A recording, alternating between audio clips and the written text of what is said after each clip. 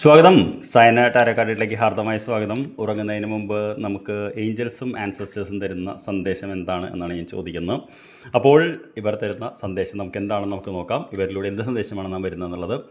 ആദ്യത്തെ കാർഡ് നമുക്ക് വന്നിട്ടുള്ളത് ലേഡി എന്ന് പറയുന്ന കാർഡാണ്. എൻജോയ് ഗ്രോത്ത് ആൻഡ് റീപ്പ് റിവാർഡ്സ് എന്നുള്ളതാണ്. ഈ കാർഡ് നമുക്ക് വരുന്നുണ്ടെങ്കിൽ തീർച്ചയായിട്ടും നമുക്ക് ജീവിതത്തിൽ വളർച്ച ഉണ്ടാകുകയും അതേപോലെ തന്നെ നമുക്ക് ആ വിജയം കൊയ്യാനും പറ്റുമെന്നുള്ളതാണ്. അപ്പോൾ സത്യം പറഞ്ഞാൽ ആദ്യത്തെ കാർഡെന്ന് പറയുന്നത് ജീവിതത്തിലെ വളർച്ചയും അത് നമുക്ക് അതിൻ്റെ റിസൾട്ട് കിട്ടുന്നതിനുമാണ് സൂചിപ്പിക്കുന്നത്.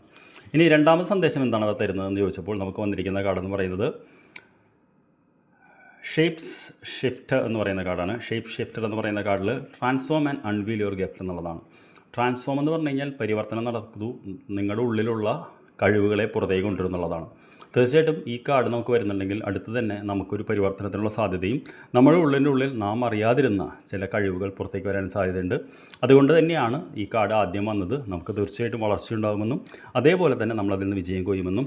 ഇനി ലാസ്റ്റ് കാർഡ് നമുക്ക് വന്നിരിക്കുന്നത് വിൻ്റർ എന്ന് പറയുന്ന കാർഡാണ്. Take care of your needs എന്നുള്ളതാണ്. ഈ തിരക്കിനിടയിൽ നമ്മുടെ ആവശ്യങ്ങൾ നമ്മൾ മറന്നു പോരുന്നുള്ളതാണ്. അപ്പോൾ തീർച്ചയായിട്ടും ഉറങ്ങുന്നതിന് മുമ്പ് 3 സന്ദേശങ്ങൾ നമുക്ക് ഏഞ്ചൽസും ആൻസസ്റ്റേഴ്സും തരുന്നത്. ആദ്യത്തേതെന്ന് പറയുന്നത് നമുക്ക് വളർച്ചയുണ്ടാകും, നമുക്ക് വിജയം കിട്ടും. രണ്ടാമത്തത് നമുക്കൊരു പരിവർത്തനത്തിൻ്റെ പാതയിലാണ്, നമുക്ക് നമ്മുടെ ഉള്ളിനുള്ളിൽ അറിയാത്തത് കാണാൻ കഴിയും, കഴിവുകൾ. 3 എന്ന് പറയുന്നത് ഇതിനെല്ലാം ഇടയിൽ നമ്മൾ നമ്മുടെ കാര്യം മറന്നു പോരുത്, അതായത് ആരോഗ്യം, നമ്മുടെ ഇഷ്ടങ്ങൾ എന്നാണ് പറയുന്നത്. I wish you very good night.